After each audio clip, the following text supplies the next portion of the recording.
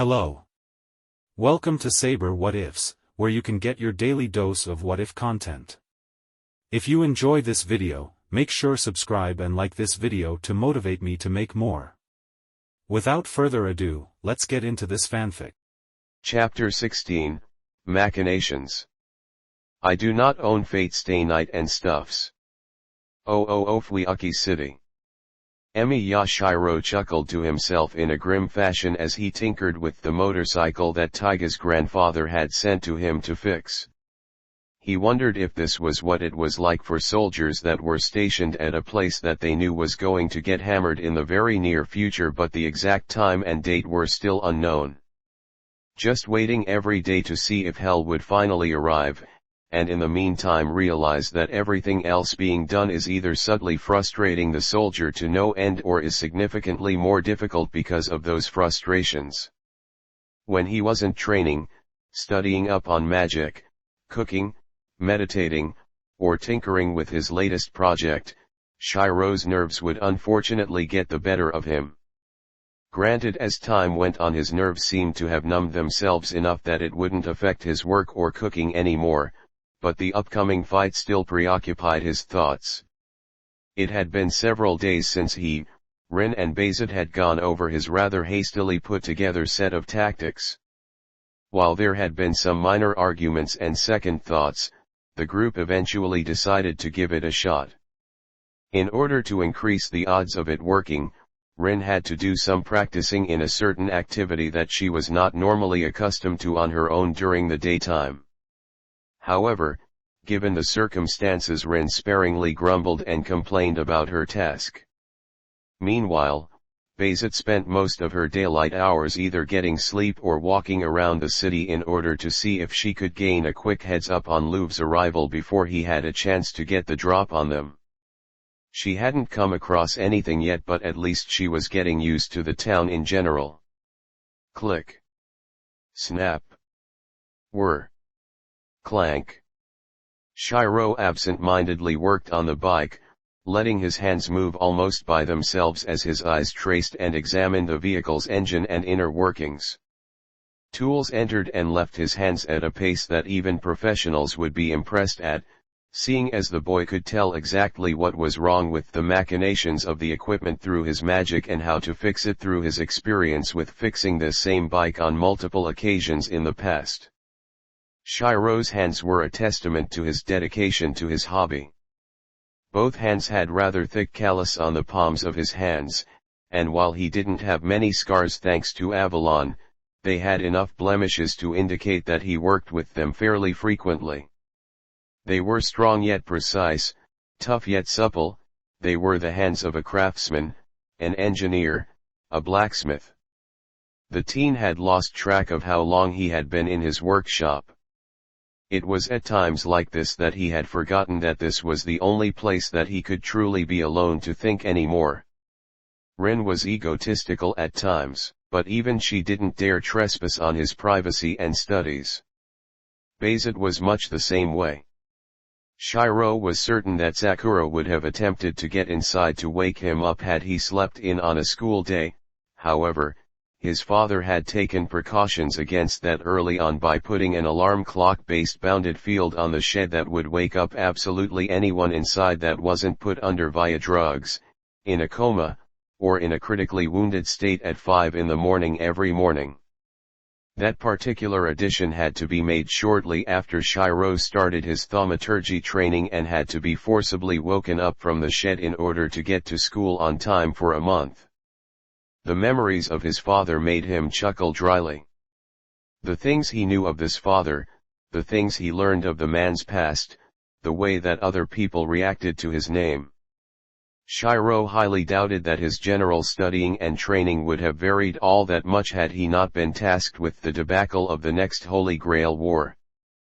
People hated and feared Emiya Kiritsugu to such a degree that Shirou would have had to learn how to defend himself at some point, else he would undoubtedly be murdered by some random magi at some point.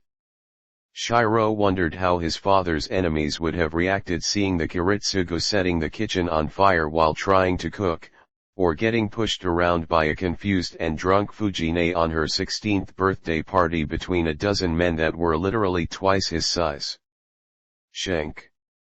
WRR.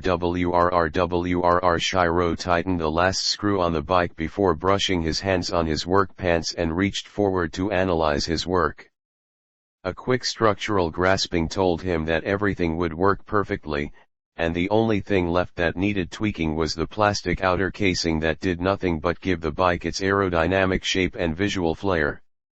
Technically he could easily repair the frame with his magic, however he didn't have any real excuse to explain how he could do so. Replacing normal parts was fairly simple and cheap for anyone to do, but customized plastic parts were expensive and took time to obtain. He knew of several companies that could do such jobs since this wasn't the first time he had to fix a car or a bike. However, it always bugged him to leave a project not completely finished when he knew he could do more to help.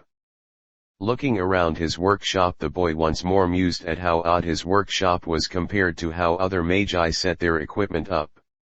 While most magi preferred a laboratory setup, Shirou preferred the engineer's or mechanic's setup. Where most magi were neat and organized, storing tomes and rare items for analysis and experimentation, Shirou had mundane objects scattered everywhere that held no real significance, magical or not.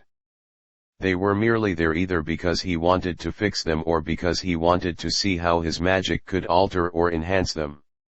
Though, he did have a couple of desks and shelves filled with tools and books, both magical and mechanical focused, lying around the place, but they were in no particular order and were clearly not put away neatly if the few that were laying around were any indication. A knock on the door interrupted his musings and brought the teen back to reality. Emiya-kun. Ren's voice warned from the other side of the door. Someone's here. The temperature in the room dropped at least 10 degrees at that instant as Shirou's somewhat calm, carefree, and relaxed demeanor disappeared and was replaced with one that was more appropriate for the upcoming encounter. Wearily picking himself up and walking to the door, the boy opened it to see Ren waiting for him with her game face on. It's just one person. He's either confident enough to take us on by himself or he's merely here to declare war and set up a more appropriate place to fight. Shirou observed as he closed the door behind him. He didn't worry about anyone trying to sneak up on them should the fighting start now. His group had set up multiple sensory-bounded fields all over the area designed to inform them of how many major magical sources entered them. If only one source was detected, then that meant that they were most likely dealing with a messenger at this point in time. That was what I suspected too.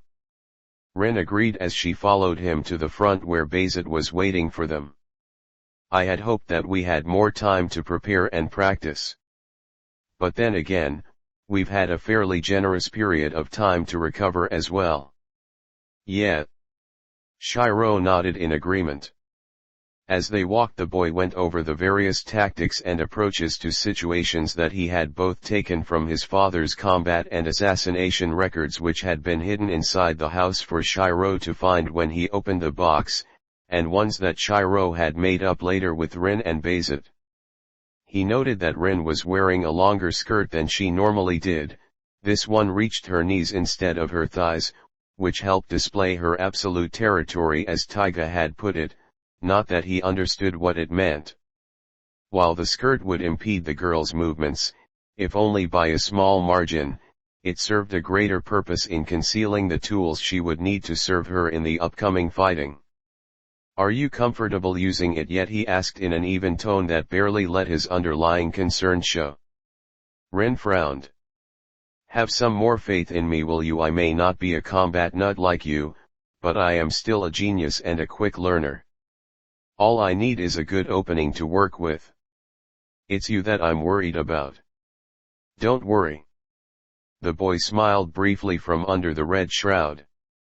He had become familiar enough with the cloth to be able to use reinforcement on it to comfortably wrap it around his face and mouth with a tiny amount of prana, and alter it to just around his neck when he ate or cleaned himself. Had he enough time, he would have considered learning to alter it to be an undershirt of sorts so that there was less excess cloth hanging off of his body, maybe even a jacket.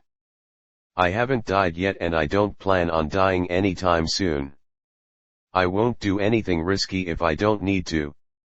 Don't be disappointed if that doesn't make me feel any better. The girl said, glaring at her friend accusingly. I'd be concerned if you didn't. Shirou mused as the two arrived at the front gate where Bayzet was waiting for them. You two took your time. The enforcer grunted as she flexed her hands and made sure her rune-encrusted gloves were on properly.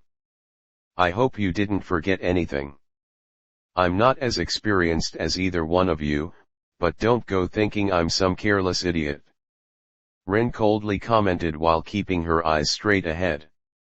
I have everything I need right in here. Shirou tapped his head almost mockingly.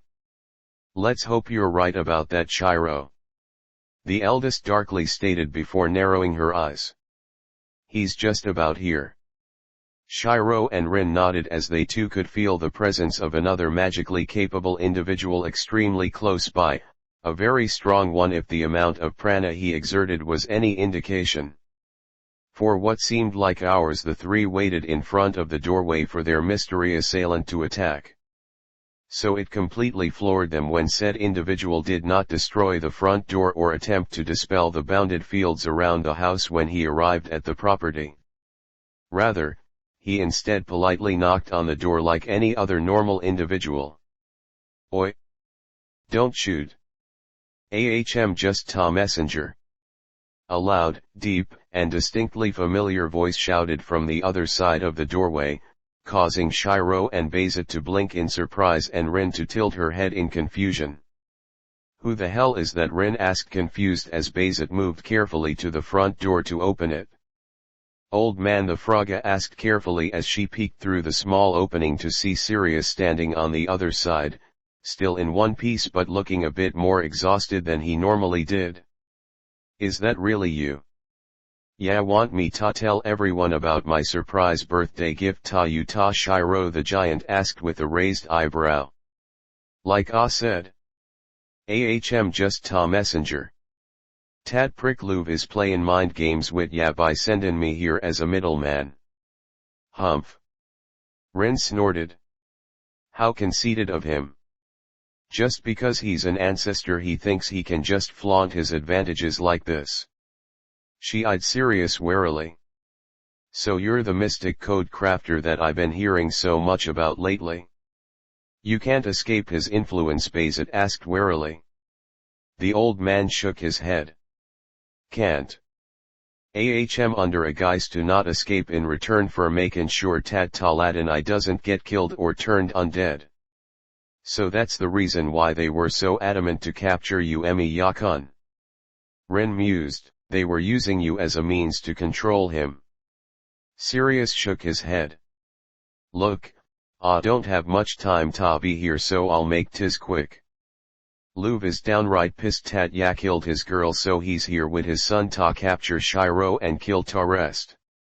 Is here a place ya can suggest ta brawl? Tat won't get ya too much attention. The three magi looked at one another before nodding. Fuyuki Fire Memorial Park. Shirou stated calmly, getting a look from the eldest one there. Tat place, he mused curiously before shaking his head. Ah. Louv ain't gonna like it one bit when he gets here, it's cursed badly, but it'll do. He looked at Shirou warily. Speakin' of curses, did ya open ta box yet, lad? The boy's eyes narrowed and nodded. I did. He stated in a calm yet irritated tone, clearly indicating that he wasn't exactly thrilled with what he found inside. Sirius sighed and scratched his head. Look, lad.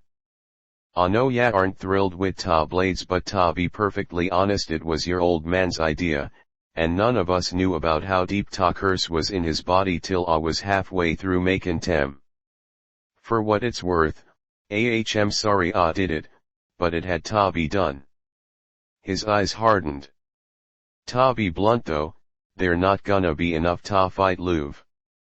The three younger magi froze at the old man's statement. What? Rune gaped in surprise. "Not enough? How the hell can those things not be enough?" Sirius grunted as a bracelet on his arm flared warningly. "I can't talk about it much, but if ya want ta live through tis ya gotta fight him indirectly. Even if ya use Kiritsugu ya won't be able ta beat him with his current equipment." He turned to walk away so suddenly that it even caught him by surprise. "Crap. I gotta go. He'll be waitin' for ya at ta park soon. I'd hurry tier if I were you, but don't forget anything. Don't worry about me though, ahm made of strong stuff. My hide's as thick as a cow's." Bayezid's eyes flashed dangerously as the old man disappeared around the corner. "As thick as a?" Rune looked at Bayezid curiously. "I take it there was another meaning to that last comment." The woman nodded slowly. "Yeah, but it would be best if neither one of you knew what it meant at this point in time." She glanced at Shirou and Rune. "You too. I know you said that you were ready to fight, but seeing how Shirou is still dressed in his work clothes, I think we could spare a few more minutes to prepare correctly." Shirou looked down and saw that he was still in his school's jumpsuit, covered in grime and oil from the bike he had been working on in his workshop. He had completely forgotten about it when Rune called him out. "Ah, sorry. I forgot about this." He chuckled lightly and went inside. "I'll clean myself up right now and get something better on. Just hold up for a sec." Rune sighed as she scratched her head. "We're about to have a fight to the death with a dead apostle ancestor, and to prepare he's taking a shower to wipe off the grime from fixing a motorcycle that is in his workshop. Please tell me you also see what's wrong with this situation too." Bayezid relaxed a fair amount and shrugged, but still maintained her mature demeanor. "While it is a bit odd, he isn't the worst case I've seen. I once encountered a ceiling designate in America that went completely insane from his research and asked me to wait so he could finish his battle preparations, which was to ingest a bit of virtually every major illegal drug on the market." "Are you serious?" Rune blinked. "Was that supposed to help him in some way?" The elder snorted. "Normally it would have, since he had a magic that enhanced his physical and magical abilities in direct proportion to how many toxins he had in his body, converting the chemicals and the poisons that his body made in reaction to them into pure prana, but the idiot had been doing those drugs for so long that he had completely forgotten to cast the spell before taking the drugs and ended up dying of an overdose less than a minute after he popped his third pill." A hint of an amused smile echoed on her face as she recalled the whole thing. Rune's eyebrow twitched. "I see. You know, I'm beginning to think that most of the magic that the association banned was because it resulted in the ones studying it to become either crazy or stupid." Bayezid nodded her head reluctantly. "You'd be surprised how often the ones who break that rule are the latter, no matter how intelligent they are supposed to be." Oh. The collector Louvre had expected his prey to have a place in mind for his inevitable battle. He had expected traps, bounded fields, concealed areas. He did not expect it to be in a park in the middle of the city with only the standard concealing and privacy barriers to ensure that no non-magical aware being would be able to notice them, and the ground themselves being cursed with something insufferable. He grimaced as he looked around. The entirety of the park was saturated with a dark spiritual scar that belonged to the natural, yet was unnatural at the same time. To an existence that was more sensitive to the workings of the planet such as himself, the field might as well been covered in raw chemicals or trash. It was a miracle that there were even trees and grass growing here, even if they all looked like they were half dead. "Sister and I were concerned of this place as well when we first came across it," the younger vampire commented as he shifted from side to side, clearly as disturbed by the area as his father. Whatever happened here, it was neither reasonable nor controlled. It is extremely unexpected for a place with such high natural mana concentrations. This foul presence is repulsive, yet at the same time it is anchored and bonded to this land. The vampire commented. It is almost akin to a reality marble. Something not of Gaia's or Alea's work. It is unexpected to come across such a deeply cursed land in the middle of a city. He closed his eyes and focused only to be immediately bombarded with disturbing and foul images and concepts. A curse on this scale. We will have to research this area at some point once our business here is dealt with. Whatever caused it must be investigated thoroughly. He opened his eyes and turned his head to look at Sirius, who was casually sitting on a nearby bench and eating an apple. He was confident that with his guise in place the crafter would not try anything stupid lest he ruin his circuits, and took the large man's silence for resignation to his current position. Care to tell us of what happened here, blacksmith? Sirius shrugged as he chewed on his latest bite of fruit. I heard that this is where Ta Holy Grail War ended about 8 years ago. Caused a real big explosion in Ta process too. I wasn't told Ta exact details, but from what I be heard, Summit warped Ta Grail and tainted Ta contents in Ta War before. Since Ta Grail was almost filled when Ta War ended last time, I can only guess that Summit caused Ta Grail Ta spill its contents here, and tis is Ta result. The Grail War, so that is why the city sounds familiar. This was the location of one of Kaleidoscope's larger projects some centuries ago. Lou frowned as he looked around.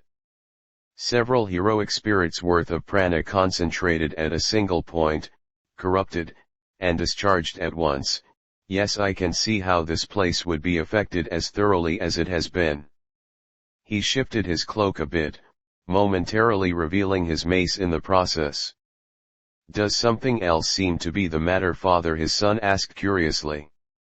You were a bit uncomfortable while we were traveling here. The elder shook his head. It is nothing of importance. The apostle mentally snorted at the message that he had received only hours ago from the princess of the dead apostles, Altroch Brunstud, a woman with precognitive powers.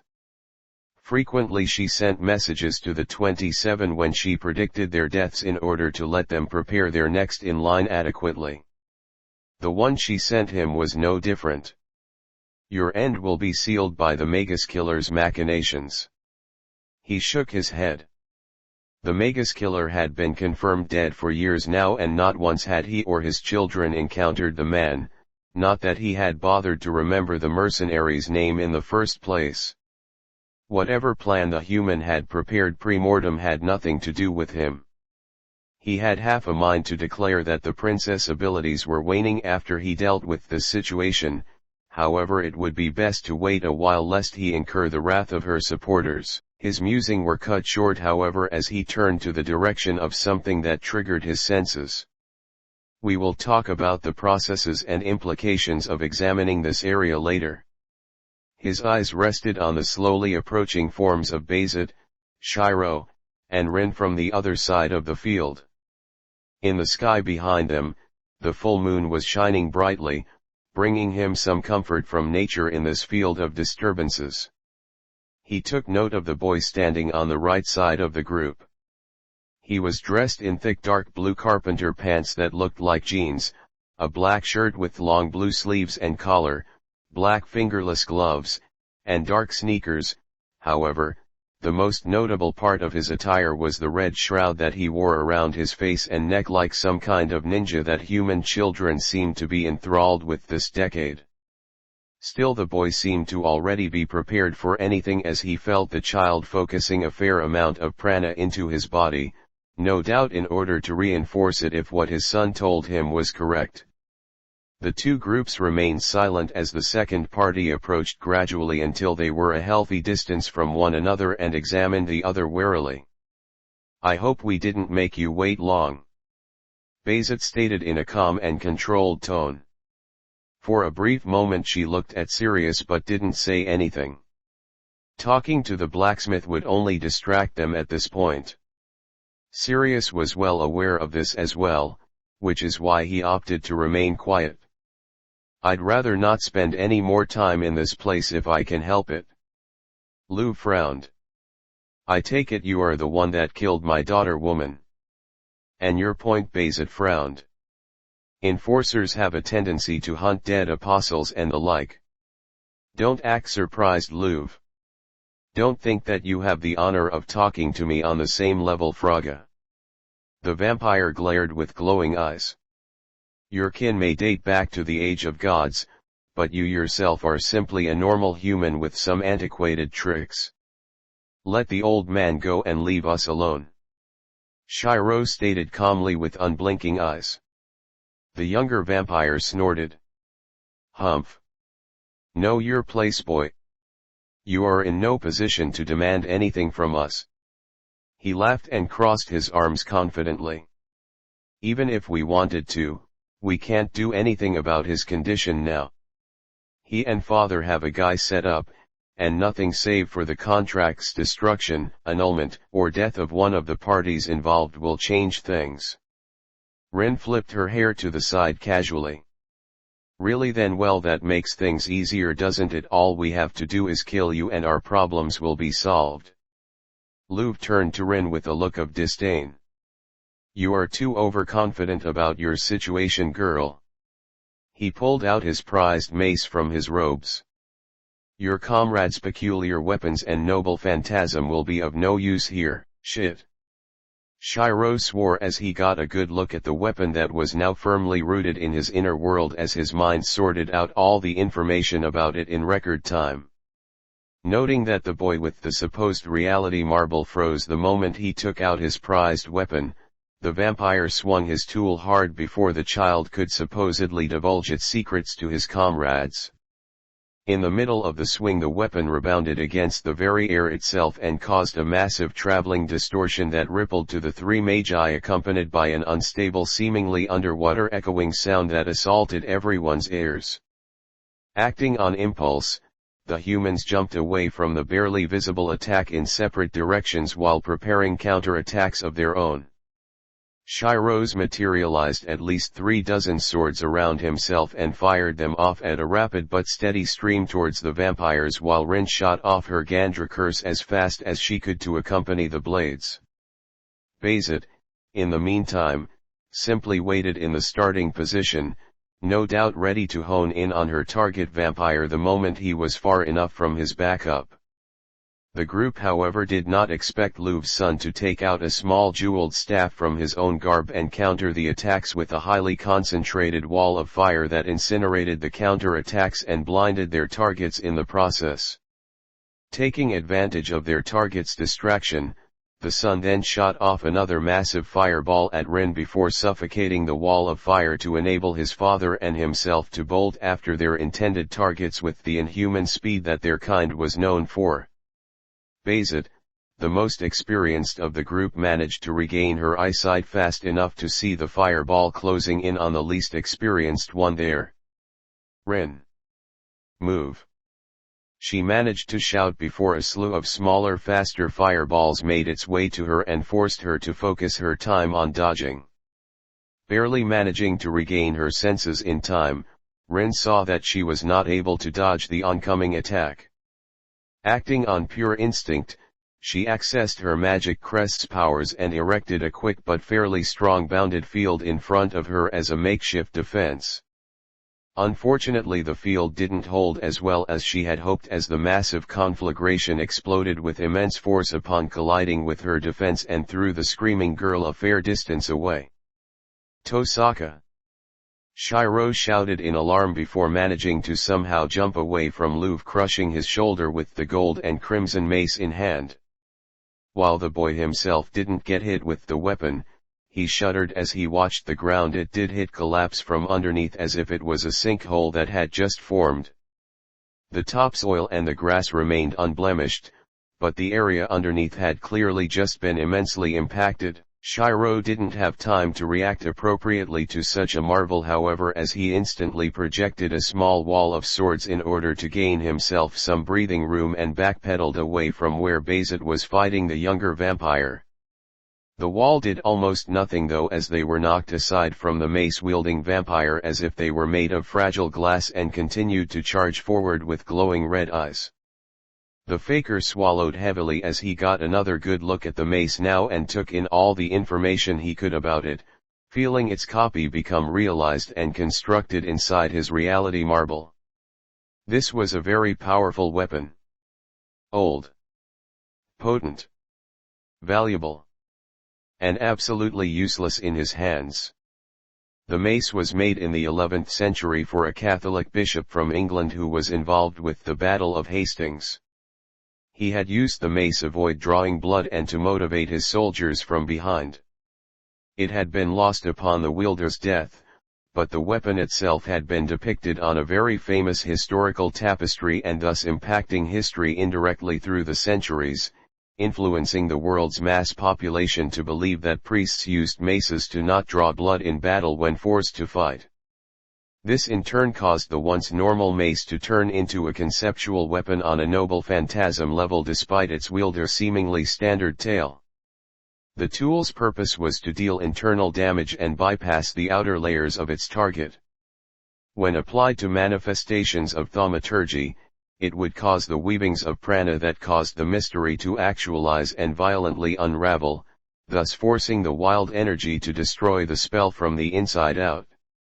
Ranked as a B+ conceptual weapon, it was certainly a perfect counter for almost all magic and armors. However, there were stipulations that needed to be followed in order for it to work, and if one of them was not met, then its natural power ranking would also fall to a D+ rank. Of course, since Shirou could only replicate a tool of that level to a certain degree based on sight alone, the best he could trace would only be strong enough to be considered of an E+ quality. The first requirement the mace had was that the user had to not draw blood in any fashion for a certain amount of time before and during combat. This was self-explanatory, as the tool's intended purpose was to not allow such wounds from occurring. As a holy weapon, it would automatically detect if its wielder had done so and would react the instant something happened that was contradictory to its purpose. The second stipulation, however, was what prevented Shirou from being able to ever use the mace to its full potential. The tool that was supposed to enforce peace and served as a sufficient replacement for standard weapons used in battle. The primary reason why its user had wielded it in war was because his status as a cleric forbade him from wielding a blade or an arm of war. As such, this limitation carried over to the weapon itself with regards to using its powers, meaning the wielder cannot use it properly unless he or she was not carrying with them an arm of war on them at the same time, such as a sword or a gun. Shirou, whose origin and element were both sword, was in himself an arm of war, and as such would not be able to use its powers unless both were somehow changed, which would in turn of course prevent him from being able to trace it in the first place. "What's wrong, boy?" Louv growled as he bolted to Shirou with his naturally inhuman body and swung again, destroying the two blue and red blades the boy had been holding upon contact and sending him flying meters away. "Is my weapon scaring you? What does your twisted little mind tell you about it?" Shirou didn't bother to reply as he picked himself up and tried to gain some more breathing room. He could tell that most of his ribs had been bruised by that last attack, thankfully his weapons taking the brunt of most of the mace's blow. He couldn't fight in close quarters if he wanted to live. That mace was too dangerous and its wielder was too fast. With the full moon out and his son nearby, Louv was damn near impossible to compete with on a physical level. In fact, as much as he hated to admit it, Shirou had to guess that part of the reason why he had managed to do as well as he did so far in evading the vampire's attacks was because he himself was experiencing a minor boost from the full moon as well, in addition to his reinforcement enhancing his body. He could see clearer in the night without having to use magic, and his body felt lighter than ever as he basked in the moon's glow. He ducked just as another swing of the mace nearly crushed his limbs. That was close. He nearly let the adrenaline get to his head and distract him from the fight. Breathing out slowly, he funneled prana into both his circuits and his crest at the same time. Model. Defined. Process. Refined. Sequence. Automate. Production. Start. He muttered as he backpedaled as quickly as he could while feeling his reality marble hum and echo with movement. Landing a small distance away from Lube and flared his circuits. Trace. Overclock. He yelled as a few dozen of average-looking swords appeared around him and fired off at the vampire quickly, only to be replaced with another sword that was bolted from its starting position just as quickly, and was replaced by another. While Trace XL was a spell that could be considered an average machine gun that shot modified high-velocity bullets, Trace Overclock was just the opposite in that it shot off normal bullets, but the gun was altered to fire at least twice as many rounds in half the time.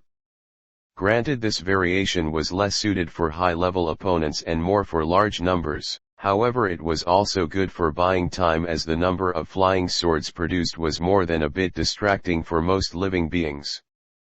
Unfortunately, this would not be enough, as Lube demonstrated by hammering the air in front of him with his mace and making an even larger shockwave than before. The ripple in the air rolled forward like a tsunami and overwhelmed the torrent of blades that attempted to skewer the vampire and were torn apart in the chaos. Continuing uninhibited, the wave of distortion crashed into the area Shirou had just been moments before and caused the ground to collapse into a massive crater at least 4 meters in radius. Damn, this isn't good. Shirou panted as he glanced at the damage the mace had done before turning his attention back to the source. How much longer am I going to have to stall him? Lube's eyes narrowed as he stopped and focused his gaze on the boy. I see. I thought that something was peculiar when you came with that cowl on. Shirou's stiffening body was all he needed to confirm his guess. I can feel it, boy. My daughter's blood still runs in your veins, if only by a minuscule amount. That cowl you wear prevents your conversion into one of my kind, prevents your mind and soul from being truly afflicted, however your body has turned a small amount. The vampire's body relaxed while it flared a small amount of prana and caused Shirou to suddenly gasp in pain and grab his chest. His heart, his lungs, his organs, his muscles, his bones.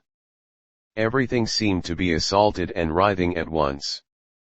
What are you doing to me? The boy grit his teeth and spoke between breaths when his organs would allow him to. Lube snorted. Humph. I am merely causing my daughter's blood to become more active.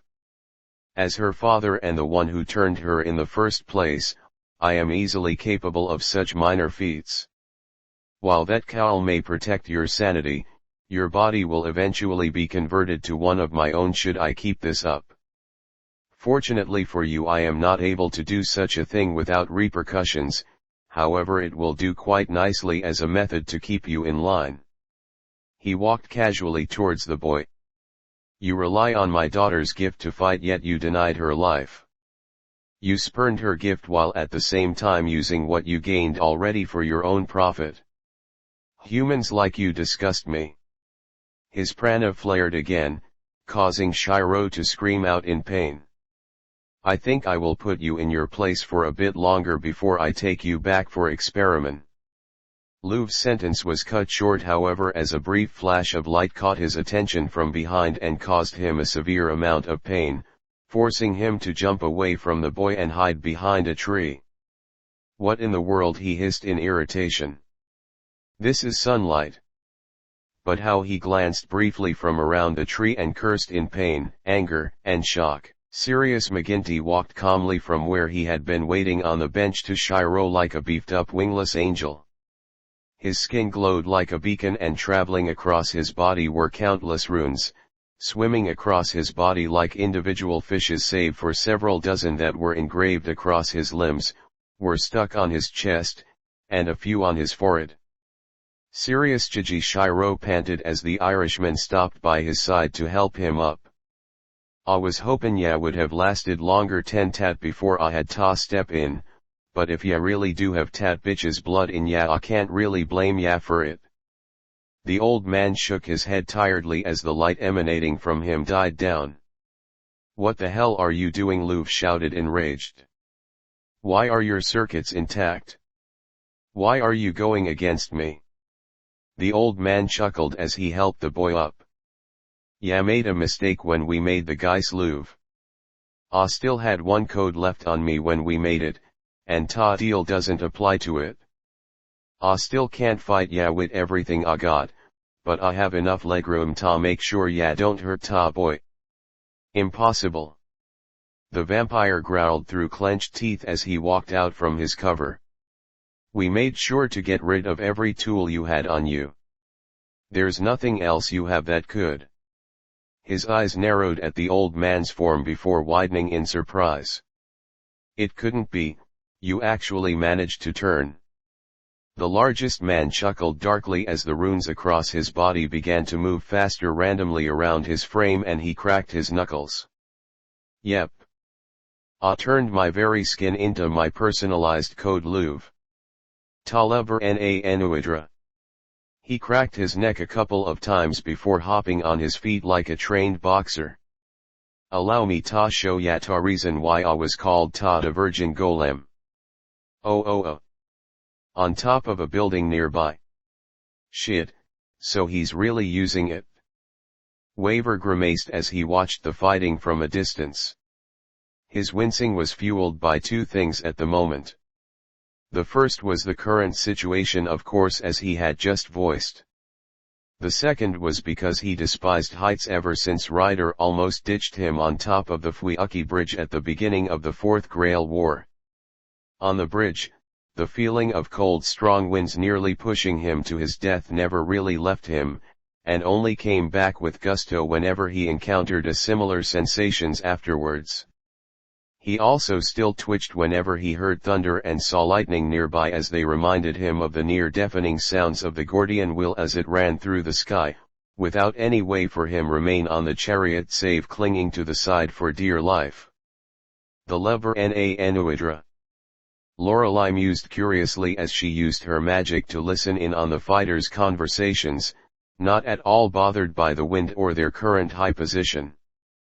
The Book of the Dun Cow, supposedly it's the oldest known manuscript of Irish mythology discovered to date and made by one of the 12 Apostles of Ireland. I thought that it was being kept in the vaults at the clock tower. Waver sighed. He knew that the woman next to him had indirectly commanded him to explain serious actions. Apparently about a century ago the old man managed to scrape off a few pieces of the tome when his family was called in for rune-related artifact examination and preservation. He later somehow managed to create a form of fusion-based thaumaturgy through alteration and using his family's knowledge of runecraft to assimilate his body with the pieces. The end result is that his skin itself is now like a living scripture that can create, channel, and perform almost any form of rune-based thaumaturgy there is.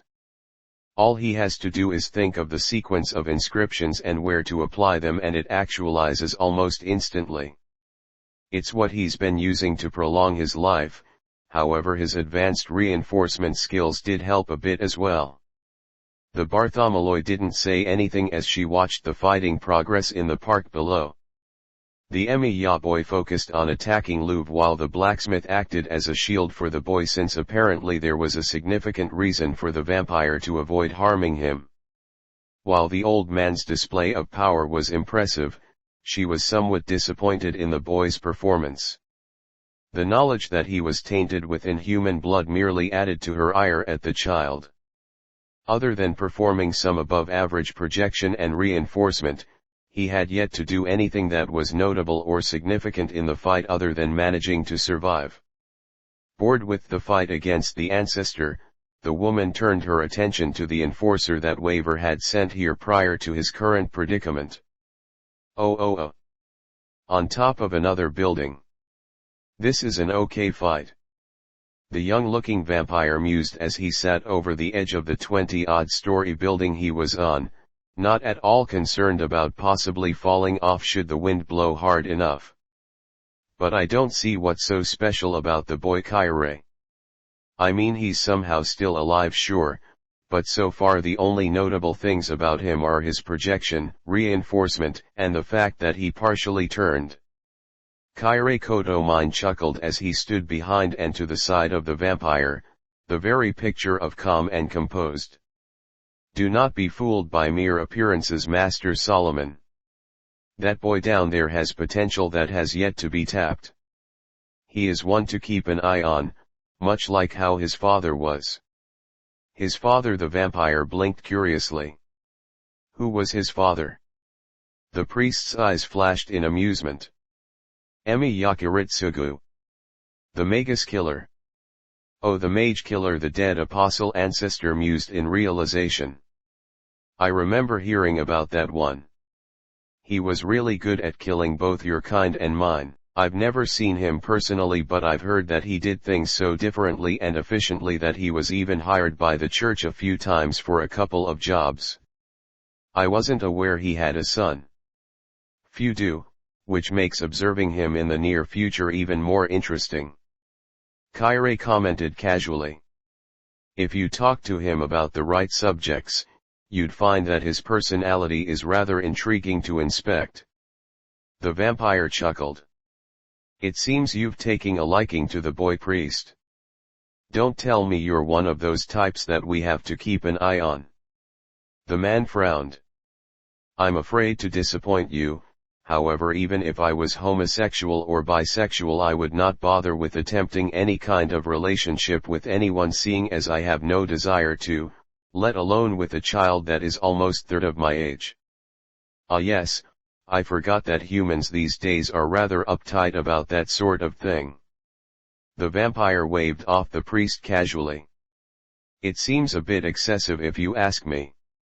Why, not even a century ago your kind wouldn't have minded one bit if a man older than you took a 13-year-old child as his concubine while having a woman barely older than her as his wife and impregnated them both by the end of the year. How times have changed. And for the better, in my personal opinion. Kaire commented. While he did get a very sick satisfaction out of others' misery, the idea of such a relationship was more than he could stand, both in pragmatism and in personal beliefs. His irritation with his kind's history was momentarily put on hold as a small movement caught his eye. He mused. Well, that certainly is interesting. Oh. With Bayzat, the woman frowned as she dodged to avoid 3 small fast fireballs before shooting one of her fists forward to destroy a boulder that had been hidden behind the glowing balls, only to jump back as a small insect-like familiar with at least a dozen sharp limbs nearly shredded her apart. This was getting ridiculous. For every mystic code that she managed to figure out the general mystery of, or destroy, her opponent seemed to have at least another dozen waiting. The only consistency she noticed was that her vampire foe tended to resort back to fire-based equipment, meaning that he was most likely a fire element-aligned individual, but that didn't really help much. There were too many codes being used, and Bayzat figured because of that, neither she nor her opponent would be able to tell what the vampire's most powerful attack would be. Thus render her noble phantasm all but useless.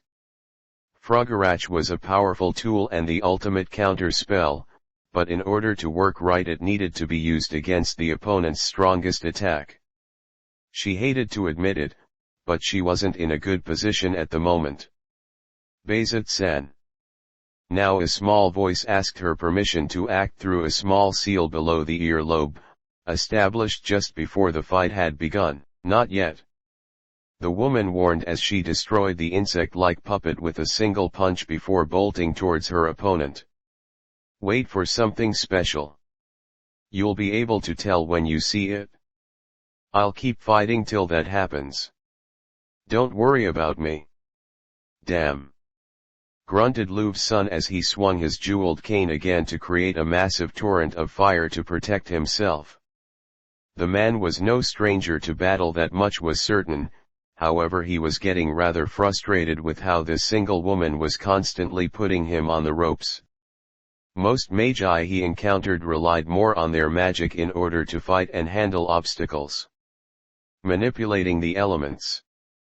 Summoning demons, and few actually bothered to enhance their natural abilities and physical skills to do combat, and were often seen as crude imitators of thaumaturgy. So why the hell was this woman who did nothing but punching, kicking, and running, overcoming everything he was throwing at her and coming back for more? What will it take to make you stop already? The vampire yelled more to himself than anyone else as he took out a new code from his pockets, a small round purple-black ball covered in runes, and threw it to the ground in front of Bayzet, who in turn jumped away just in time to escape the explosion of murky gas that revealed a tentacle-covered demon that was almost 5 meters tall. Of course. Tentacles. The woman muttered irritably as she backed up even more to escape the thing's whipping moist limbs, to escape its most likely enormous reach. I was wondering when I would have to deal with those things in my career. Lord knows every female enforcer has complained about them at one point or another. Landing at least 20 meters away from the thing, the woman began to trace runes in the middle of the air in front of her.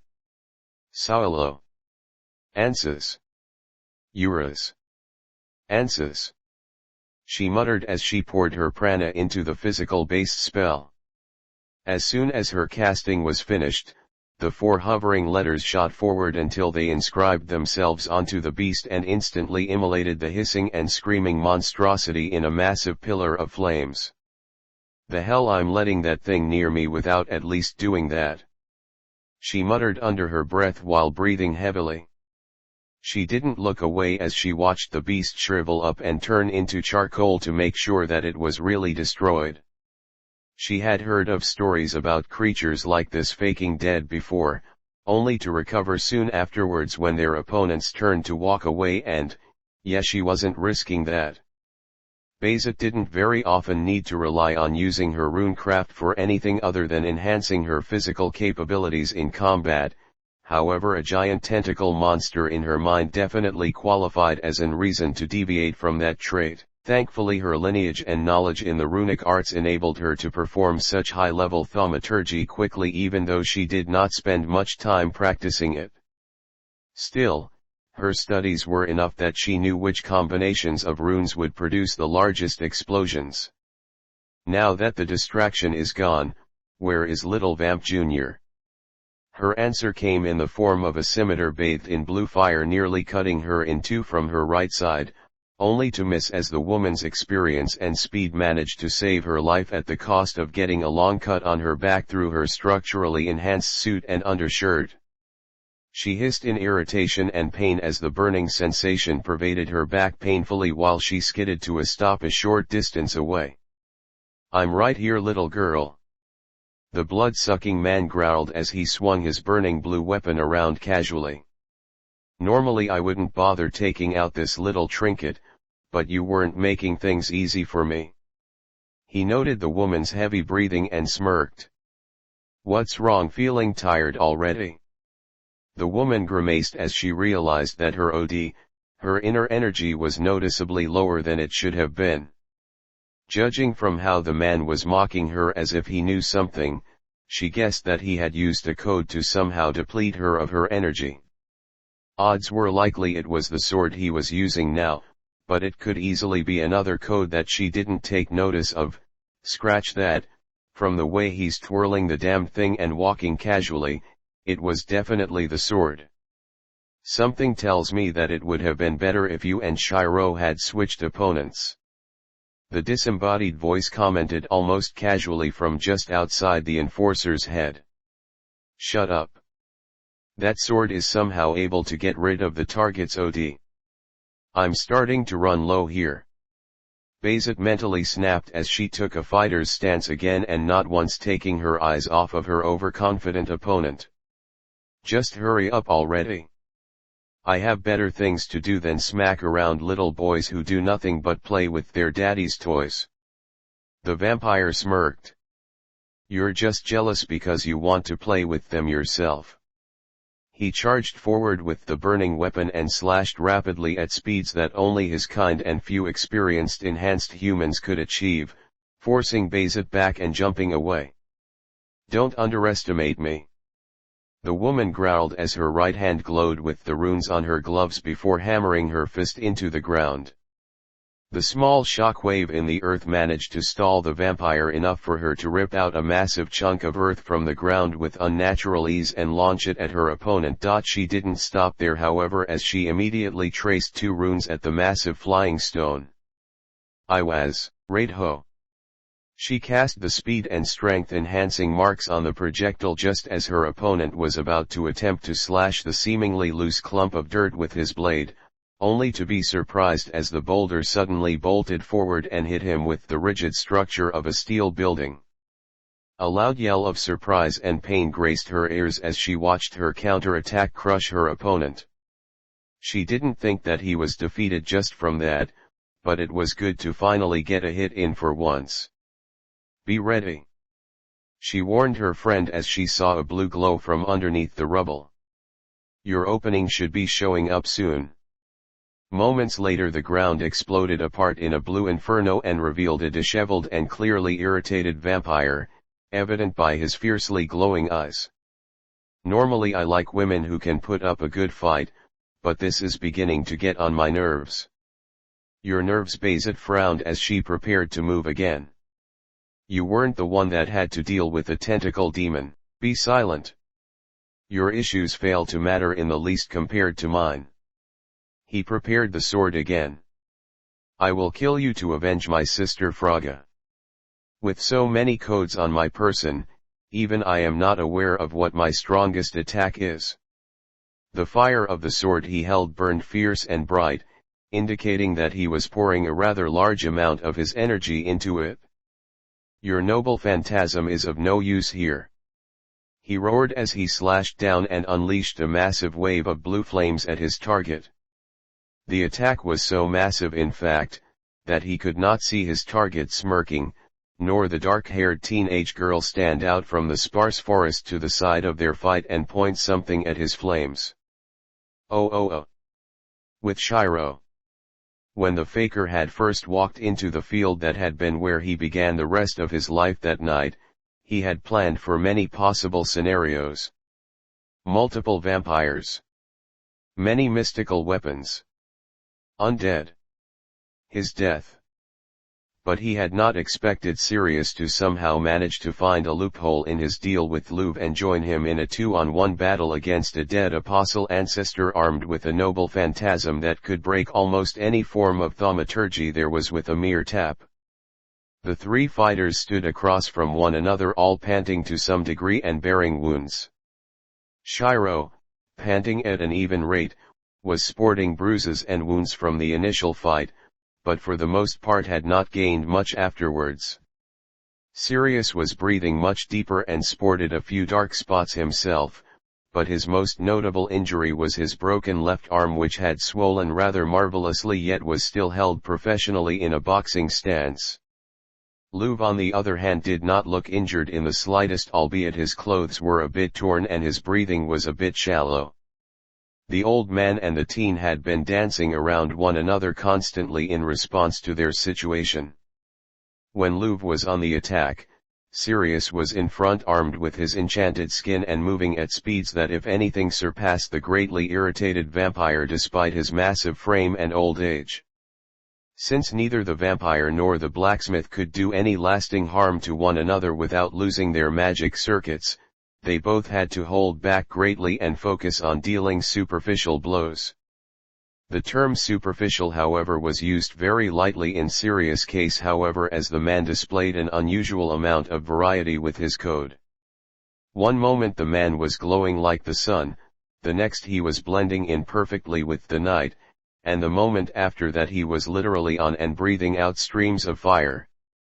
There was virtually no supplementary thaumaturgy in existence save for those related to the 5 sorceries that was beyond the old man's reach in his current state.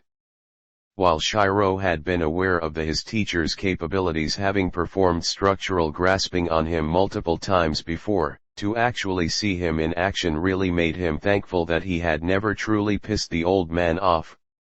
Whenever the old man took point against the vampire, Shirou would in turn provide ranged support by spamming his swords. The boy didn't risk using many of his key weapons just yet, however he did constantly wield 2 copies of Natalia in his hands at all times so long as he was able to as a precaution. The strategy was good and against most opponents they would have made some significant progress by this point, however. Shirou and Sirius were still in a tough spot. Louv's mace made up for the lack of numbers with sheer power. There were several craters in the earth where the vampire had tried to catch the weapon makers off guard by destabilizing the earth under their feet, and much to their surprise the man was capable of wielding the mace without its passive powers without any indication, simply attacking with a weapon with a natural power of AB plus mystery, which was lethal but would not assure permanent damage, which was perfect for fighting the elder opponent. Sirius' broken left arm was a testament to its strength, seeing as he had his code protecting his body and still suffered the injury. He most likely could have handled that damage if he had been able to use reinforcement in conjunction with his code, but unfortunately his geis prevented him from using any normal form of thaumaturgy against the vampire, so all he was left with was his code. Tat time reversal power of his is start and ta piss me off. Sirius grumbled as he tried to ignore the pain in his arm. I forgot how bloody annoying it is to prevent his kind from recoverin' from wounds, too old for tis crap. He glanced at Shirou. Oi lad. You thinkin' of usin' me anytime soon? Tat sword could really help us out around now. Shirou frowned. I actually thought of using me in another way that could help a lot. Problem is I need to get a good cut in for it to work. He looked warily at Sirius' arm. I really don't want you to get injured any more than you have already, but do you think you can hold him long enough for me to get a few cuts? The elder laughed as he put on a sadistic grin, lowered his body while increasing his prana output and causing the runes on his skin to move even faster. I think I can manage tad bit lad. Just be fast-witted and make sure not to bind me with ta prick. I don't wanna spend the rest of my life with an annoying bastard like him at my side.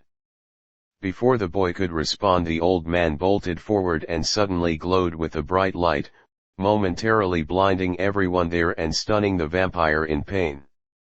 The opening was all Sirius needed to get in more than a few solid blows and push the undead man away from the boy. The faker breathed heavily as he delved into his inner world. Beginning tracing. Execute. Pause at excelling manufacturing process, incorporating concept of timeline stability. His magic crest began to glow. When will you stop with this annoying foolishness? Louv roared as he thrashed his mace wildly in order to keep the brightly shining Sirius away. You are only making things worse for yourself, blacksmith. I may not be able to do anything permanent to you after this, but rest assured I will see you suffer for this. Sirius in response simply spat in Louv's face with the uncanny and fabled Irish accuracy that has been passed on for millennia, and blinded the vampire more than he already was before and rammed his massive good arm into his target's stomach, knocking the wind out the undead man. Ah, stuff it up your dime-sized arsehole, Louv. The larger of the two men yelled before quickly weaving himself behind the man and twisting the arm holding the mace up behind his back painfully enough to force him to drop the annoying weapon. Lad. Get him.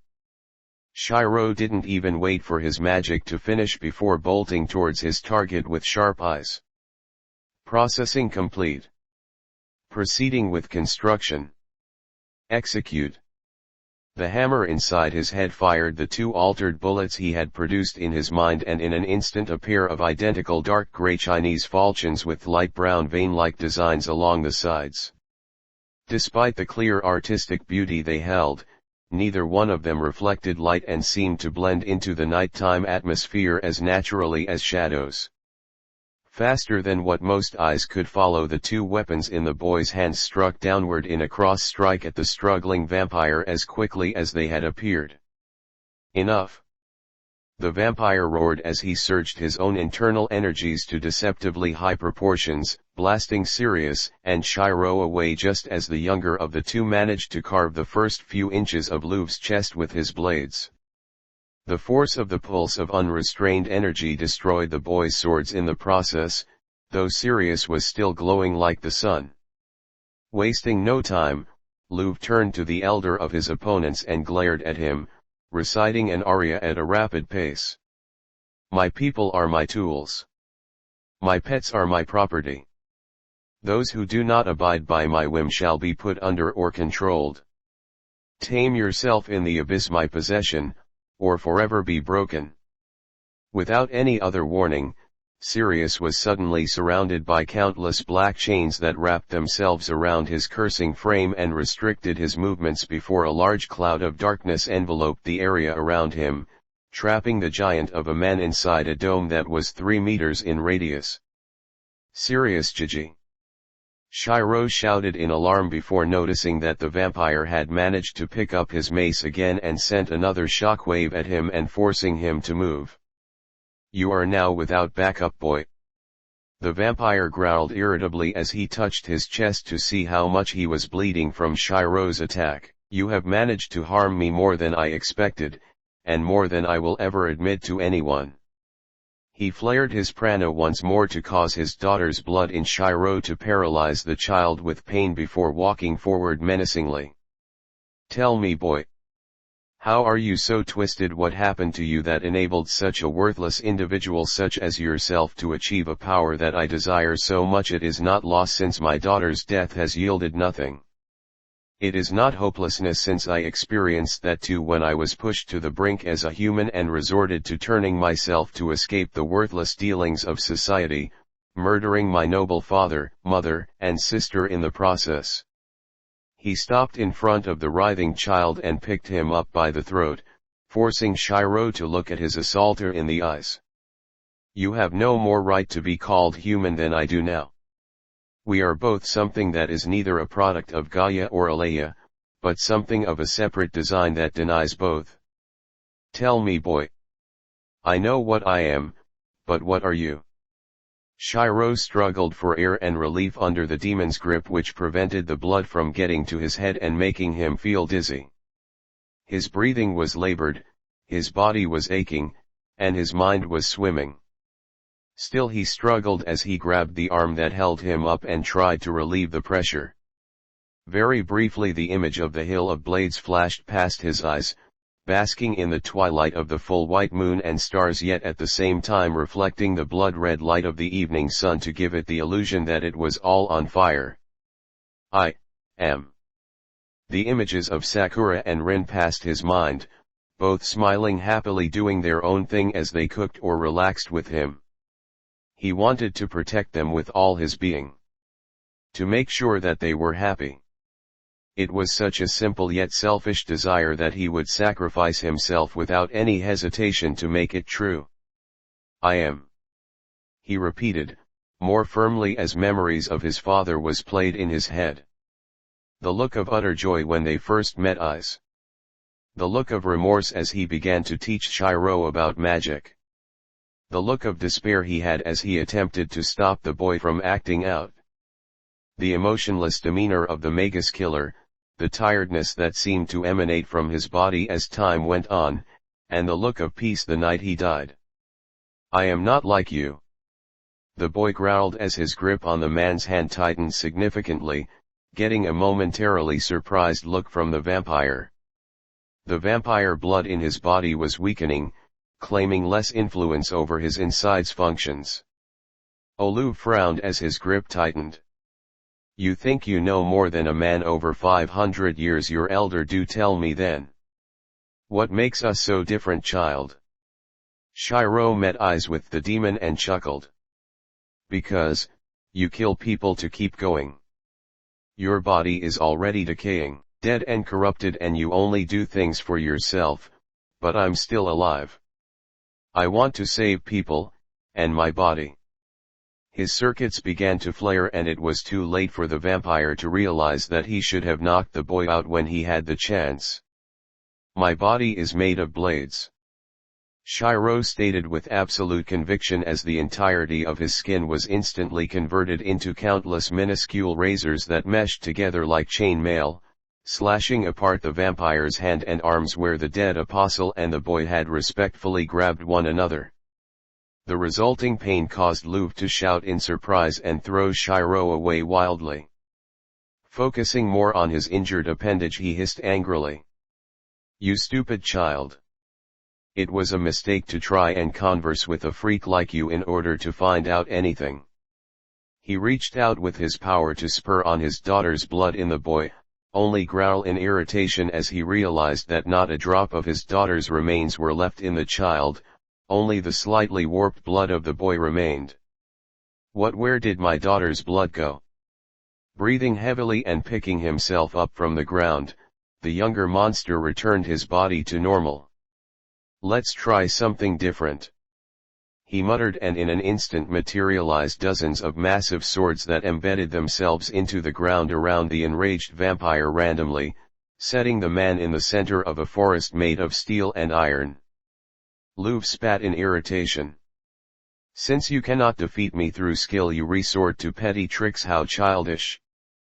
He looked at his injured hand and chest with disgust, annoyed that the boy had once more injured him, minor as they were. Channeling his prana into his body, he attempted to heal himself by reversing his body's condition to a previous state in time, and felt his very being lurch in a way that for a moment he had honestly believed he had gone insane. "What on earth?" he gasped out as he grabbed his head and chest in order to attempt to stabilize himself. "Why can't I heal myself?" "So you finally noticed?" Shirou's voice chuckled from the forest of shining metal around the man, seemingly coming from multiple directions. "That time trick of yours was getting annoying, so let's just say I evened the scales a bit at one point." Louvre frowned as his eyes darted around to look for the boy while at the same time trying to figure out what the child could have done to perform such an unheard of mystery. It only took him a few moments to recall what was done differently before and after his previous recovery time. "Those peculiar tools you cut me with," he growled as he stood up and examined his body internally. Within seconds he discovered and realized that his personal connection to the timeline had been virtually fused, or to be more accurate entangled, with the natural world's timeline. If he even attempted to try and heal himself with his normal methods, he would simply end up tearing his very existence apart. "You somehow fused my personal time-space to Gaia's flow of time. I have never heard of such a thing before." There was a brief silence before Shirou spoke up again. "I will give you one last opportunity to give up, leave, and free Sirius McGinty. If you don't, I assure you that you will lose something you value, something very precious in this fight, victory or not." The vampire snorted and held his mace in his non-injured hand. "All words, boy. Nothing has changed. The blacksmith can no longer help you, and even if I am injured, I am still far more powerful than you are. Your achievement of actualizing such a high-level mystery on me is commendable, however it will not save you from my wrath." He focused his prana. "Begone from my noble sight, tools of the peddler." In an instant all the swords around him were dispersed by a focused spell designed to nullify all low-level thaumaturgy around him. He looked around to see the boy standing at the Sirius prison and readying his hands. "That is your plan, boy, to cut free the blacksmith?" he barked out in disgust. "Do not insult my ability. That bounded field is far above something a simple projected blade can pierce. Sacrifice and save, blade of the cursed hero." Shirou muttered, ignoring the vampire's insults as a black longsword with blood-red stains and bright brown veins was traced into his hands. Time stood still for Louvre as the man instantly felt something was drastically different about this sword in particular. It was beautiful. It had power. It was cursed with the same dark feeling the park was flooded with. Kiritsugu. The boy roared and activated his prized sword's power as he plunged it into the edge of the bounded field. Oh. With Bayzet. How many codes did this idiot bring with him? Rin wondered in disgust and awe as she took out another artifact from the dead vampire's pockets. She did not let the fact that the man's orifices were all leaking blood or the fact that half his chest was caved in rather brutally, distract her from examining her potential spoils of war for a few seconds. Honestly, I mean, it did give him the ability to use them without risking getting pegged by your noble phantasm, but I doubt that he even knew what he was attacking with half the time. You make it sound like a bad thing. Bayzet stated calmly as she stretched her limbs and cracked her neck. Come on. We can collect our spoils later. First we have to help out Shirou and hope he isn't dead yet. The Tosaka sobered quickly and nodded with a calm face before they both ran to where Shirou was fighting on the other side of a small line of trees. Same plan as before, she asked warily. If you aren't needed to heal someone, yes. Bayzet agreed. The two were just about to reach the fight when an enraged blood-curdling scream reached their ears. Well, at least we know that they didn't spend the entire talking.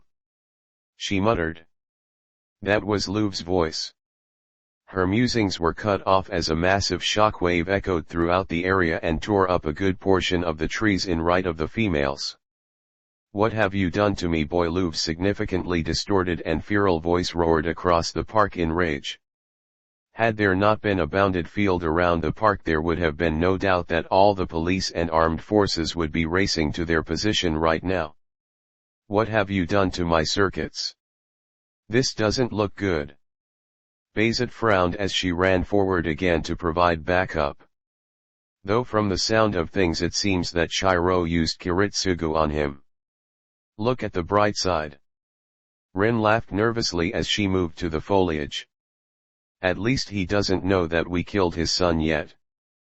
At this point I doubt it would make much of a difference. Bayzet sighed before nearly doubling her speed and entering the war zone. Rin stopped by a tree and shivered at the destruction being done to the area. Louv had abandoned any and all form of restraint as he swung his mace in any direction he damn well pleased. Troughs, craters, and trashed equipment littered the area as the vampire tried to kill Shirou to the best of his abilities. With her magically enhanced eyesight, the girl saw that the undead man was bleeding a bit from several parts of his body, including his mouth, left arm, and chest. Roaring wildly, the blood-drinking man rammed his weapon as hard as he could against the air and made a blast of distorted air so large that she knew that it would have caused major damage to the nearby buildings had the attack not been aimed in the direction of the local river. Thankfully his intended target was fast enough to dodge the attack, but even she could tell that her friends wouldn't last long at this rate. She watched as the vampire had turned his attention onto the very odd-looking old man with glowing skin and unleashed another massive wave of distortion at him. In turn, however, the giant stopped and his arms glowed with more symbols running down their lengths. Before the girl could even guess what he was about to do, he crossed the massive limbs and unwound them in a wide circle just as quickly. With his hands pointing towards the attack as he spun his limbs, he traced at least 36 runes in the air rapidly through his palms as if they were printing out what had been stored up the length of his body and completed a large and complicated Celtic circle. Rin was not much of an expert on rune-based thaumaturgy, but even she knew that the man had just performed an absurd feat as she felt the vastly complicated spell take form at a record pace. She estimated that he had just prepared a mystery that was the rough equivalent of a 7-count aria in a single second when he slammed both of his hands in the middle of the seal and made one last large seal in the center of the array, and blasted out a massive wave of chaotic wind to counter the distortion about to kill him. The two forces collided with enough force to blow the teenage girl back from where she had been standing and cover her eyes to protect them from the dust. This was the guy that was teaching Shirou, she mentally yelled in disbelief as she noted that both mysteries had cancelled each other out with the dying wind. Reaching out with her senses and recalling what she knew of wind-based thaumaturgy, she managed to deduce what had just happened. The spell the old man made was layered. He used a large wind-based thaumaturgy to shift the flow and kinetic energy of the oncoming attack into multiple directions as the primary function of the first layer, while the second and inner layer of the spell was focused on delivering pure ramming power. Somehow when the attacks met, the vampire's spell focused on the second layer of the old man's magic and was influenced greatly by the first. She straightened herself out, dusted off her clothes, and briefly contemplated convincing him to teach her few things after this. After all, there was little doubt that he was a better teacher than the fake priest. Tosaka!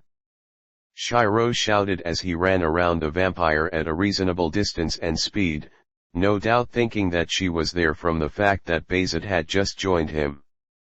Use the normal rounds. The genius blinked in disbelief momentarily before she was unbalanced by another shockwave made by the vampire. This is getting ridiculous. She grumbled as she shook her head and took out her borrowed weapon out from her pocket. At this point she didn't even bother to question what was going through Shirou's mind. Barely even paying attention to what she was doing, she cracked the tool open along the hinge in the middle and fed it a single large object before snapping it shut again. Attacking a dead apostle ancestor with something like this. She continued irritably before she stepped out, briefly looked around to see that none of the fighters in the area were near her, and pointed her non-armed hand at the demon, smiled a shit-eating grin, and fired off at least several dozen Gandra curses at the vampire. Sirius bolted to try to help the soon-to-be assaulted girl the moment he saw the orbs flying from a direction that did not come from Shirou, Bayzet or himself. Damn it, lass. What the hell do ya think you're? His enraged warning was cut short however as he saw the seemingly foolish girl swing forward her other arm and instantly knew what was about to happen. I see. The black orbs, each with the force of a bullet rammed into the area Louv was in, causing him to yell in pain and irritation. He should not be having so much trouble with an old man, a boy, and a woman. He should not be rendered unable to heal himself. He should not have a fourth of his circuits rendered useless. And yet more salt was rubbed on his wounds as a small girl of all things somehow developed the gall to try to attack him from behind. Roaring in absolute rage, he turned to the newest offender violently, already in the middle of swinging his mace. And in turn stared down the barrel of a modified 1967 Thompson Contender single-shot hunting pistol. Get off my property! Rune growled as she pulled the trigger. Time moved slowly as those with truly enhanced senses barely managed to follow what happened in the following split second. Rune's aim had been true as the single large bullet she shot flew straight towards the enraged vampire. Louv's speed and counterattack had also been dead on as he swung his mace to intercept the bullet and most likely kill the girl in the process with another shockwave, under the assumption that his mace would simply overwhelm and counter the projectile as it had done with virtually everything else thrown at him since obtaining the tool. However, there was one mistake he had made with this. He had assumed that the girl had shot something special at him. He had assumed that as a magus she had attacked him with something that contained prana that would perform some sort of mystery designed to harm him on impact. The bullet, however, was none of those things. It was simply a large .30-06 caliber Springfield bullet, and that made all the difference. The Mace of Odo was indeed a powerful weapon. With its ability to bypass external shells and deal damage to the interior of its targets, it was the ultimate tool of destruction against anything possessing mana, prana, OD, or intricate inner workings, delivering all of its B+ ranked power into the interior while leaving the outside unharmed. Unfortunately, its greatest weakness was that the effectiveness of its powers were significantly reduced against simple base objects. A slab of metal would only have its insides warped while still maintaining its general shape. A 2x4 would have its insides reduced to sawdust, but still have enough outer structure to be considered fairly rigid. A bullet flying at an extremely high velocity would have the solid lead alloy interior shifted around, but its gilded metal jacket unharmed in the slightest, altering none of the power behind the projectile while taking the entirety of the blow without issue. Clang! The bullet shot with greater power than that of a magnum collided with the mystical artifact and knocked it out of the stunned vampire's grip, sending it flying a short distance away before landing on the ground with a thud. I can't believe that actually worked. Rune, Bayzet, Shirou, and Waver muttered under their breaths in relief and or mild disbelief. Bloody hell! Sirius laughed and panted hard as he landed where the mace fell and picked it up and inspecting it casually. Summitin I made years ago actually trumped a noble phantasm. I must be better than I thought. Ah ha ha ha arg. The blacksmith winced as he grabbed his side in pain. Damn, forget about ta broken ribs. He obviously didn't take into account the fact that half his face was swollen, both his arms were broken in at least 2 places, and one of his legs had been at least sprained. There was little doubt that his mystic code was part of the reason why he was still moving, as there were several seals glowing on any part of his body that looked injured. However, it was still impressive that he was moving at all. McGinty! Louv roared as he surrounded himself in a cloud of pure corrupted energy and chaos. Return my mace to me immediately and I may go easy on your punishment. The oldest human there glanced at the vampire as if he had just said something impossibly stupid. How about no ya dried up cunt bucket, ya may be strong, but without tis little trinket here, you're done fucked. He turned to his comrades and waved the mace casually at them as if it was a flag. You brats finish Louv off while I keep tis damned thing away from him. He shouted to the rest of his group before running in the opposite direction. He fights like a magus, so you fight him like your father would, lad. Try not to die. Is he serious? Rune yelled as she approached Bayzet, reloading the original magus killer's gun with an origin bullet this time. I thought he would at least fight with us using that thing. He probably can't. Bayzet frowned as she kept an eye on Louv, who was swearing profusely and building up more magical power. He's old and injured, Rune. In his prime he probably could have taken on Louv with the mace on by himself, but my guess is that he's at his limit now. He'd be a liability if he fought anymore, plus someone has to make sure that Louv doesn't get his hands on the mace again. Rune shifted around nervously as the air thrummed with mana. How much power does he have? I mean, even though Shirou used Kiritsugu on him, he's still able to cast a spell on this level without issue. Enough that he was chosen to be an ancestor in the first place. Bayzet replied before she saw Louv suddenly turning away from them to where Shirou was standing alone and tired. Shit. He going to go after Shirou? She yelled before bolting to her student and younger brother figure with Rune quickly behind her. My keep is made, yet my stock is still to be filled. Come, my subjects, for the leaves are falling and the harvest is upon us. The vampire growled as he forced his remaining circuits to draw upon the cursed air around him. His circuits and his very soul had been harmed and flawed somehow by the boy. He didn't know how, but somehow it had happened and he was suffering for it. He had trouble remembering various facts now, and any effort to recall them only caused more damage to his being. He remembered that he had a son and daughter, but he couldn't recall their ages, habits, and other various things about them. He knew that he had made an agreement with the mystic code crafter that had stolen his weapon, but he couldn't remember the specifics other than the old man had to be kept in one piece and he would get more codes in return. Under the harvest moon you work, tirelessly for your Lord's benefit, for if he prospers then the land does so as well. The vampire continued quickly as he set his sights not on the 2 females to his right, but to the boy, no, the mistake of nature right in front of him. The freak had ruined him in a way that was impossible to recover from. His daughter was dead. He could feel his son's presence no more. At least a fourth of his circuits were rendered useless and his soul was rendered unstable. He was through. At the back of his mind he realized that there was in fact a reason to not kill the child, however his rage and the damage to his pride had rendered him incapable to restrain himself at this point. Shirou breathed heavily as he saw the vampire building up his prana for something big and was aiming at his direction.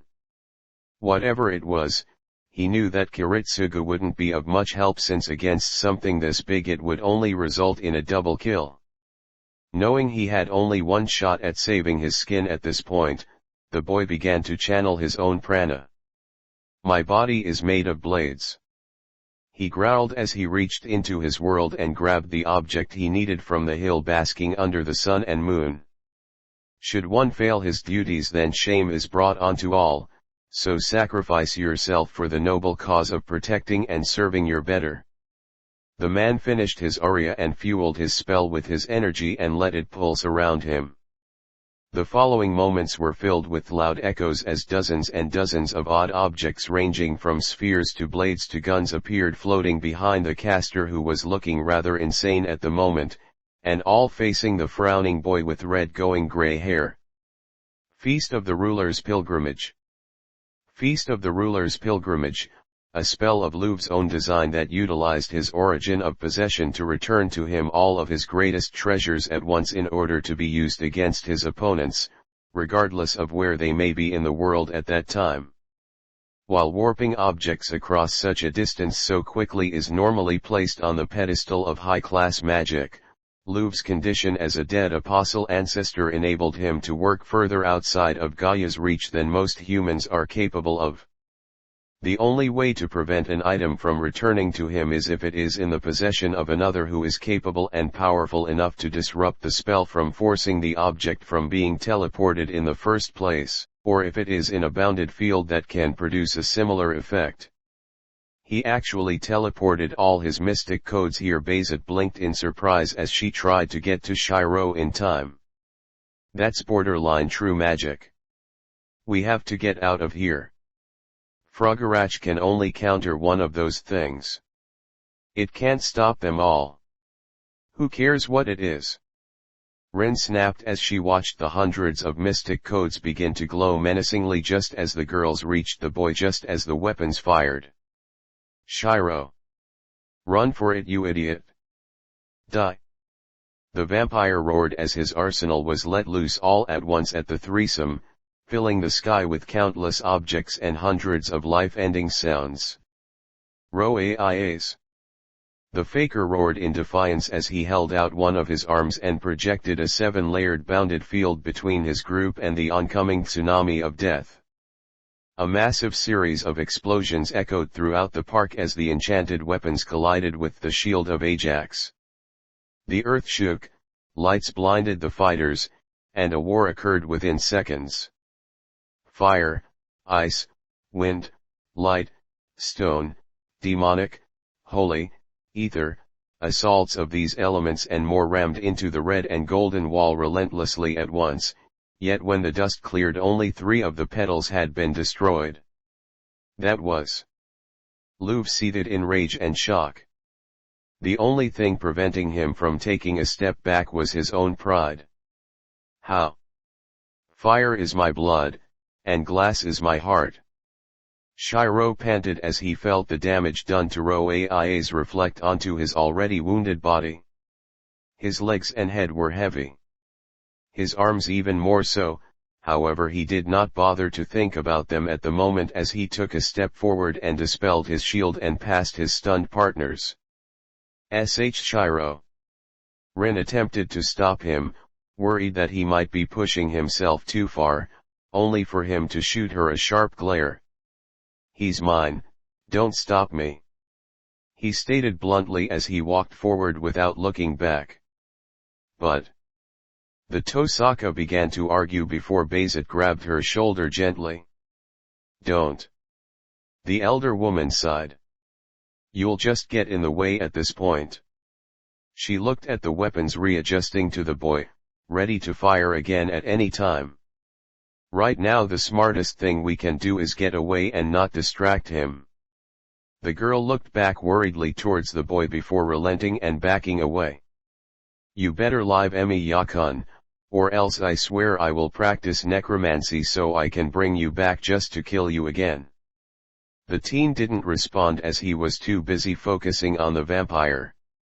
That girl is annoying you too, it seems. Luv snorted before aiming at one of his cannon-shaped code at the retreating females. I'll fix that for you. Shirou didn't flinch as he instantly analyzed the weapon in particular. He couldn't trace it, but that didn't prevent him from knowing its capabilities inside and out. The instant after he did so, a weapon from his reality marble shifted. The firing of a cannon was heard as the code launched a massive spinning boulder at the retreating females at an incredibly high velocity, and was cut in two as a blue and red Chinese falchion materialized right in front of its path, causing both halves to fly away to either side of the retreating women. You're better off focusing on me right now, Shirou stated calmly.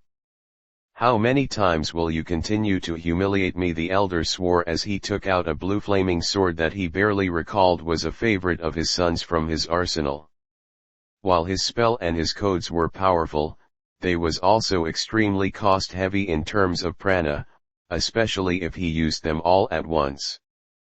Considering he could no longer heal himself and a fourth of his circuits were fried, it was reasonable to say that he could no longer waste energy attacking relentlessly anymore. I will kill you, boy. He roared as he charged forward with dizzying speed and attempted to decapitate the boy. Clang! The vampire's sword was interrupted as it met a faint blue and deep red sword in the boy's right hand, somehow managing to repel his blow with raw strength despite the fact that the defender was human and the attacker was not. Luv barely registered that the opposing blade had for a moment attempted to actualize something onto his own before he jumped away in order to prevent a twin of the same weapon from biting into his side held by the child's other hand. Grunting in frustration, he jumped forward again with more speed this time, aiming to overwhelm the teen with an overhand blow towards his unprotected head. Surely even with reinforcement the boy cannot handle such an attack unguarded as he was from this stance. The vampire had made a big mistake in his assumption, however. Despite the fact that he was indeed larger, faster, and stronger than Shirou, he was also far more inexperienced in close quarters combat. Luv fought most of his battles through the overwhelming power of his magic and his codes. In his rage he had completely disregarded the fact that his own close-ranged combat abilities were lacking, as well as the possible idea that a boy whose only spells seemed to originate from projecting swords may be far more competent in the field than he was. His mistake cost him dearly as the faker shifted to his right side at the last moment. Not stopping there, Shirou parried the blue flaming sword with the blade in his left arm, and cutting off Luv's left arm with the blade in his right at the same time. Roaring in pain but not blinded by it, the vampire abandoned his tool and retreated with Shirou in fast pursuit. Enough of this! He roared as he threw out his good arm. Roaias! He activated the conceptual weapon that he had retrieved from his daughter's body just as the boy was on top of him and forced the faker back with rapid fire from his codes, causing him to run away from the attacks in order to prevent getting hit. Luv didn't care about saving energy now. He just wanted the boy gone at this point. Yet Shirou had other plans as he instantly dispelled the blades in his hands while running at speeds that no human could match, and projected a single black sword that flew at the vampire and impacted his shield.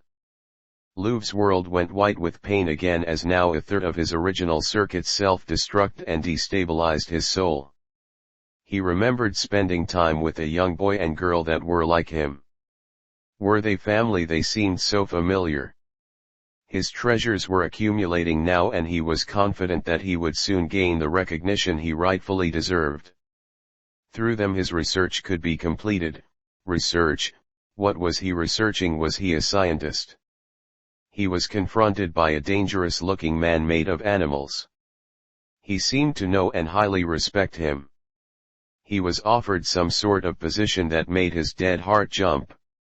Could such a thing as a possible rank actually make him this elated? He found himself on the ground gasping for air before he was even aware of the world again. What had happened? Had he been fighting all these objects around him? Yes, they were his. He couldn't remember what they did or where they came from, but they were without a doubt his. His prized collection. Pain. His body was in pain. He remembered that he had 2 arms before, but now he only had 1.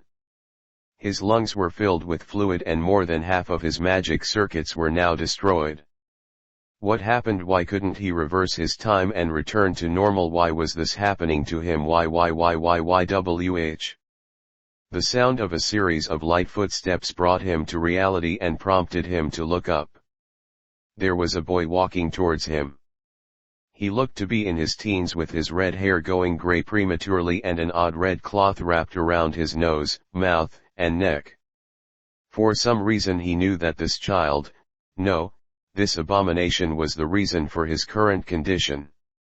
The very sight of him filled him with rage unlike anything he had ever known or remembered. Why you? He spat out blood and pushed himself up with his remaining good arm. You are the reason why I am like this. You have ruined me, destroyed my work, you freak. Shirou didn't say anything as he approached the pathetic-looking demon gradually. His body was tired. His limbs were worn and oversaturated with prana. His head was foggy, and he was fairly certain that several of his bones were broken. His circuits themselves were all quite warm, however oddly enough they were the least strained part of his body at the moment, seeing as he had only used at most 16 of them to a moderately strained level. Your collection is impressive, Louv. He spoke up emotionlessly as he stopped a few meters short of the man and looked down at the small field of random tools lying useless around their downed master. Power, variety, history, quality. There's just one problem with it. Through countless battles I forever wait, alone on the hill of blades. Stay away from me. The man roared insanely, spitting blood and spit everywhere as he put pressure onto his bleeding stump of an arm and tried to crawl away while he strained to levitate his codes again and attack Shirou. He managed to get about fraction of them off the ground and aimed at his hunter before the strain began to get too much and focused on priming them at the boy. All in all, of the roughly 400 codes the man had summoned, only about 80 of them were about to be used. I don't know what you are, but I won't let you win. My collection is absolute. It is infallible. What is wrong with my treasure that I cannot see that some low-born fool like you can? For hell's hands to bear. The teen stopped in his tracks and looked at the vampire without any emotion on his face at all. It's not big enough. For heaven's hands to temper. All 27 of his natural circuits flared full blast and all the blades inside his reality marble moved at once.